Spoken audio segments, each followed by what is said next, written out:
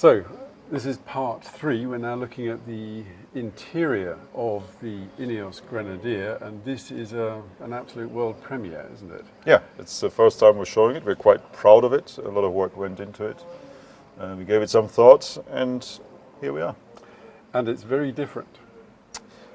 Well, I leave it to you to judge, but for us certainly it is something that we wanted to be a place that is functional, purposeful, but still, again, comfortable.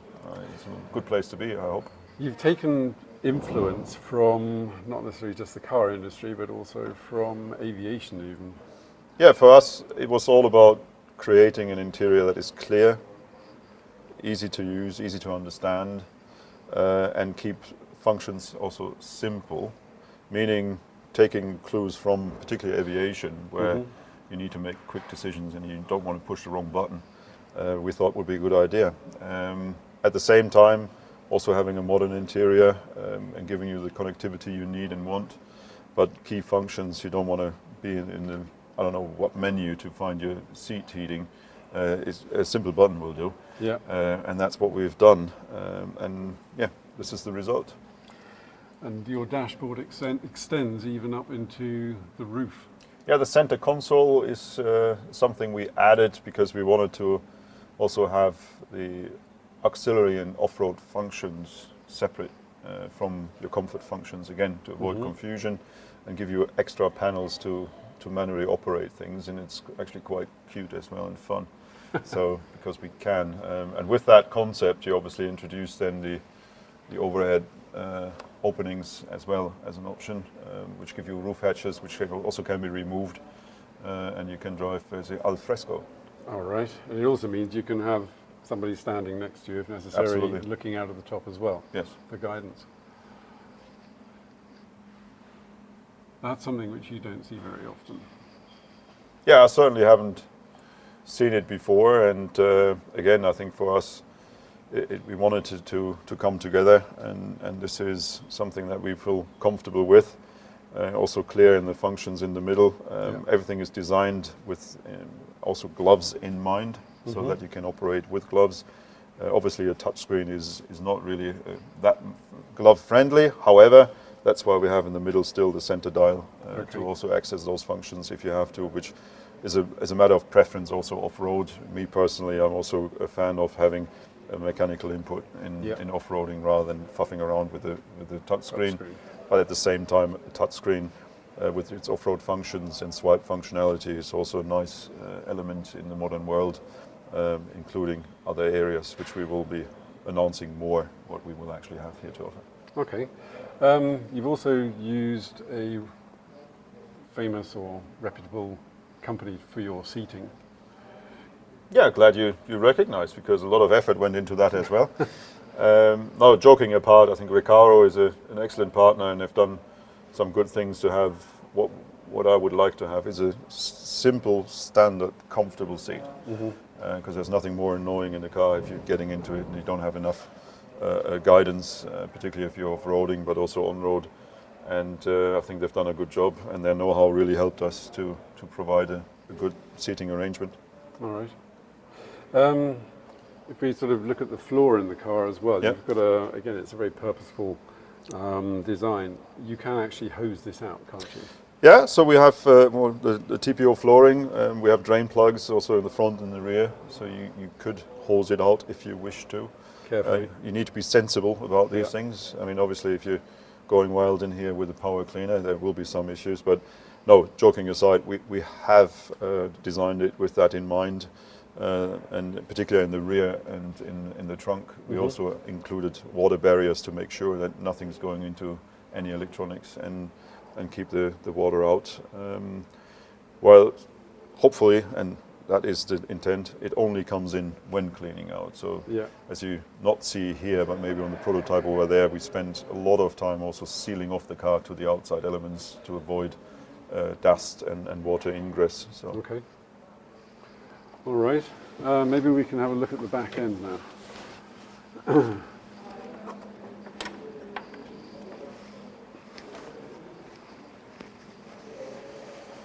So in this particular example, we've also got rails for fixing in the back. Correct. So we have The fixing points, what I just mentioned earlier, this is a bit of a water barrier, so this is something that you can really pressure clean out if you want. And overall, it's a full width, as discussed before, arrangement with some storage on the sides here. Later also in series, I mean this is obviously a mock-up, but in principle this is what it's all about. So for storage of items like a first aid kit or an emergency triangle, which we all have to carry around with us, where do you keep those and where are they? You have a couple of options, so you can put them here in the side. This is where also with the trail edge width. You also have under the rear seat, you have a box as well that you can go under, which is either a storage compartment or it's actually the space that we would use for a second battery if you want to have a second circuit for auxiliary equipment. All right. The rear panel here, I believe you're also going to do an accessory in the form of a foldable table? Well, we haven't decided 100% yet which accessories we're bringing right from the start, but of course that lends itself, let's put it that way, to also install something like that and have a bit of a storage capacity as well. But the table function you will have all over the place here with the side elements as well. So, all right. The rear seats, that's what, a 60-40 yep. Mix, so they can be folded forwards, which doesn't give you a perfectly flat floor, but to compensate for that step, you've created a drawer system, I believe, for the back. Yeah, so you have various options to utilize that. So the folding is not entirely flat here, but because also of what's underneath the seats, actually, frankly. We will have a full flat floor in the commercial version, which is also then a metal arrangement underneath. Yeah. Good, and you can open the door from the inside as well. Yep. No problems. Yeah, that's quite important sometimes. Yes. Oh, brilliant. So, the other thing which I noticed, having looked at the vehicle a moment ago, is that even in the back seat, you've got a lot of space for taller people. Yeah, I mean, we've designed the vehicle overall to be very narrow as it could be, and given our powertrain and load requirements in the back,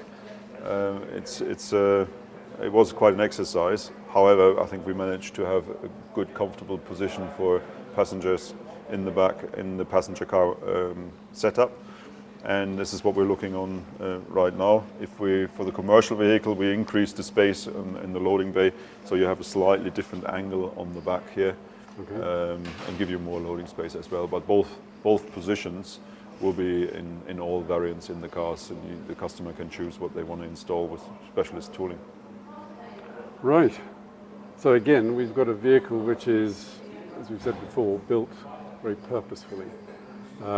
Easy to clean if you've got your muddy shoes in there, etc. You've created what I find a very appealing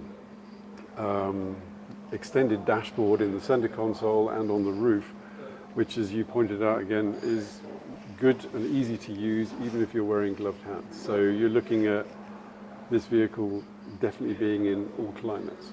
Yes, absolutely. I mean, it's something which was always at the heart of our overall design process, also with the interests that we as a team and as a group have in mind, which span from Iceland, where we have a Six Rivers project, preserving the Atlantic salmon, quite harsh up there and wintry, and then you also go down all the way to Tanzania, Namibia, and so on. I mean, we want to travel with this vehicle, and we want our customers to travel with the vehicle as well and make good experiences. And the car should not get in the way of that, so it must be facilitating that. Right. So we've done three parts of this story so far. We've seen the chassis, we've looked at the body, we've now looked at the interior. Your puzzle is coming together. It's almost complete. Where do you see now the launch dates? Yeah, so overall, I mean, we're full speed ahead with testing now. So by year end, we will have the next and final generation of prototypes coming off our production facility already.